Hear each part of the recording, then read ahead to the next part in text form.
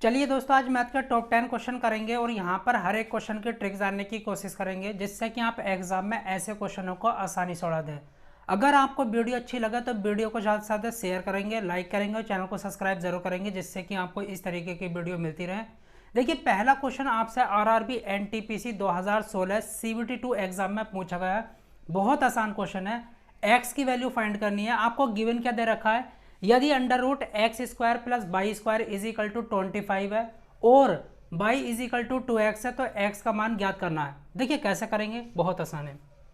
अगर आपको square root के अंदर कोई भी वैल्यू दे रखी हो तो स्क्वायर रूट को खत्म करने की सोचिएगा, इसको उड़ाने की सोचिएगा। अब ये स्क्वायर रूट की वैल्यू क्या होती है, 1/2 हमेशा याद रखना। ओके, 2 जब उड़ेगा जब यहाँ पर मल्टीप्लाई में 2 आ जाएगा तो हम क्या करते हैं, स्क्वायरिंग कर देते हैं बोथ साइड, मतलब दोनों तरफ स्क्वायर कर देते हैं।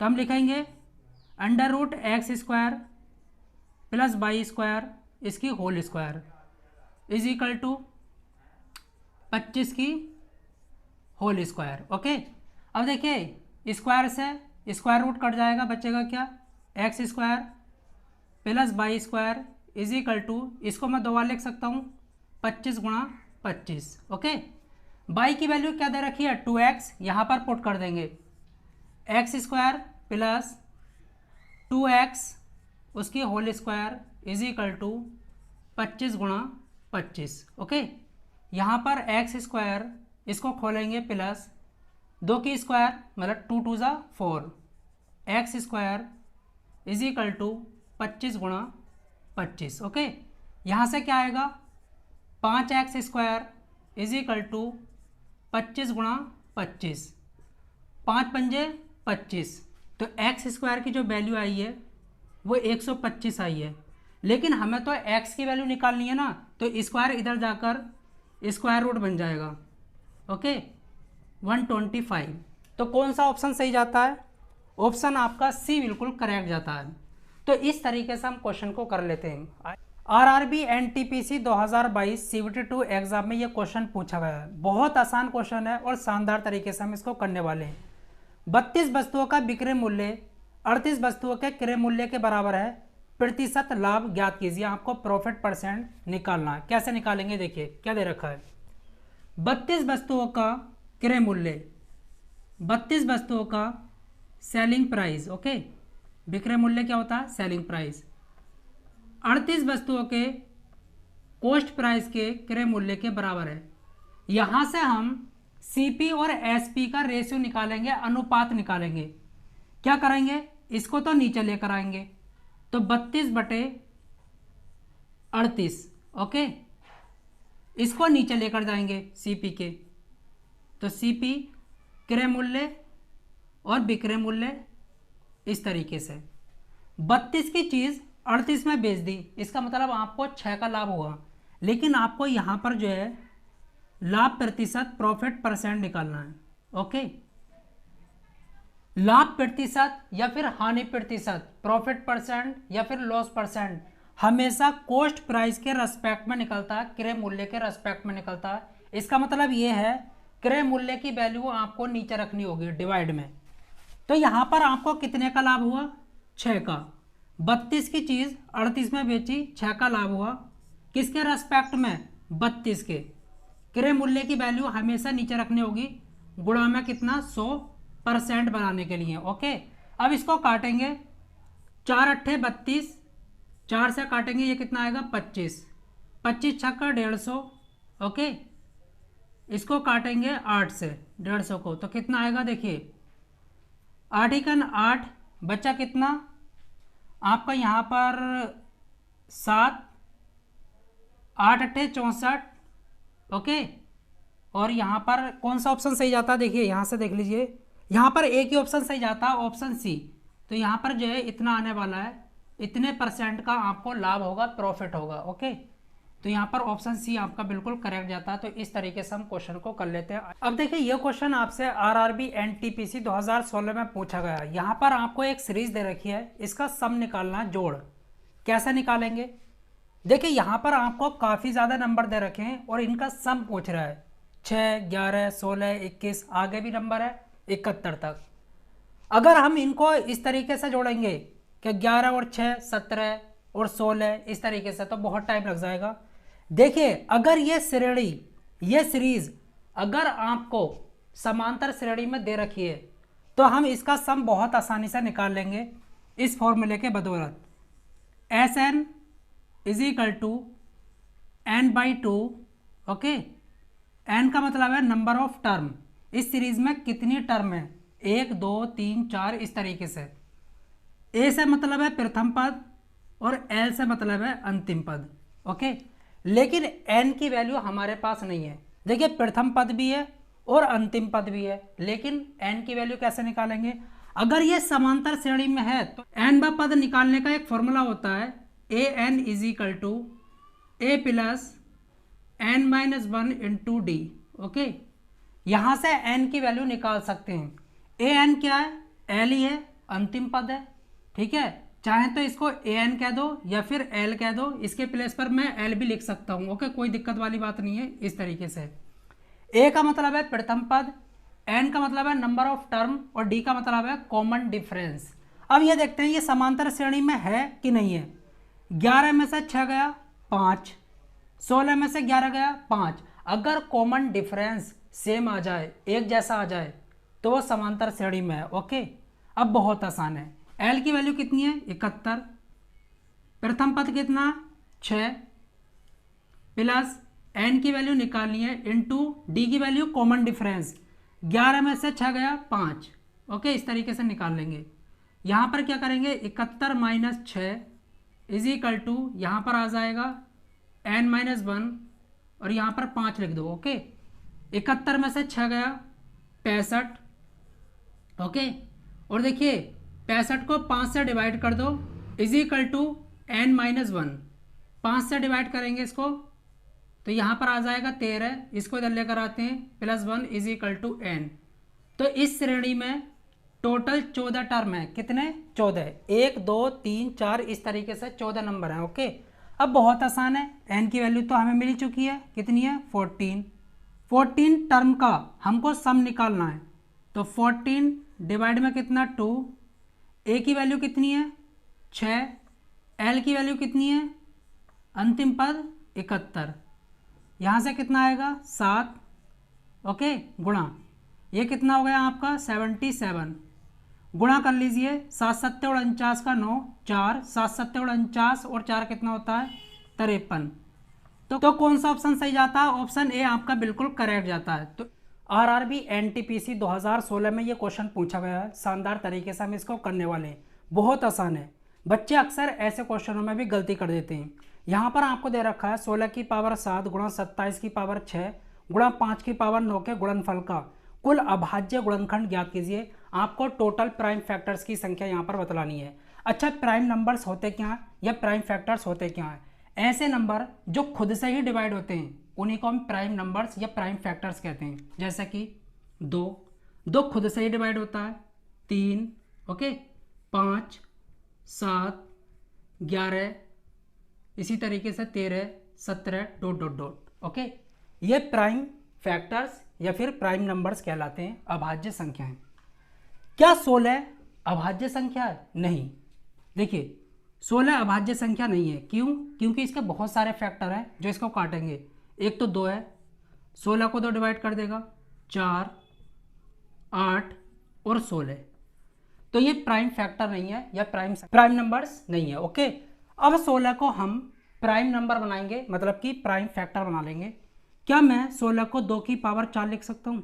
ओके, और उसकी पावर कितना है? 7 गुणा 27 को 3 की पावर 3 और उसकी पावर कितना दे रखा है? 6 गुणा 5 नहीं टूट सकता तो 5 की पावर 9। आप ये देख रहे होंगे 2 3 5 क्या बन गए? प्राइम नंबर्स बन गए। ओके, अब यहाँ पर 2 7 चौक 28। ओके, सभी को एक रूल पता है, ए की पावर m और उसकी पावर n हो तो आपस में पावर की गुणा हो जाती है इस तरीके से। ओके, इसकी इससे, तो यहाँ पर मैंने गुणा कर दी। गुणा 3 की पावर 6 या 18 गुणा 5 की पावर 9। यहाँ पर आपसे क्या पूछा है? अभाज्य गुणनखंड की संख्या, ठीक है, टोटल प्राइम फैक्टर्स की संख्या पूछी है, कैसे निकालेंगे। देखिए 2 कितनी बार है, 28 बार, क्योंकि ये एक प्राइम नंबर है या प्राइम फैक्टर है। प्लस 3 कितनी बार है, 18 बार, इन सबको जोड़ दो। 5 कितनी बार है, 9 बार। जैसे ही आप इसको ऐड करोगे तो कितना आएगा, 55, ठीक है। टोटल अभाज्य गुणनखंड की जो संख्या है वो कितनी है, 55। तो कौन सा ऑप्शन आपका सही जाता है, ऑप्शन यहाँ पर आपका सी बिल्कुल करेक्ट जाता है। तो इस तरीके से हम क्वेश्चन को कर लेते हैं। आरआरबी ग्रुप डी 2018 का ये क्वेश्चन है और शानदार तरीके से हम इसको करने वाले हैं।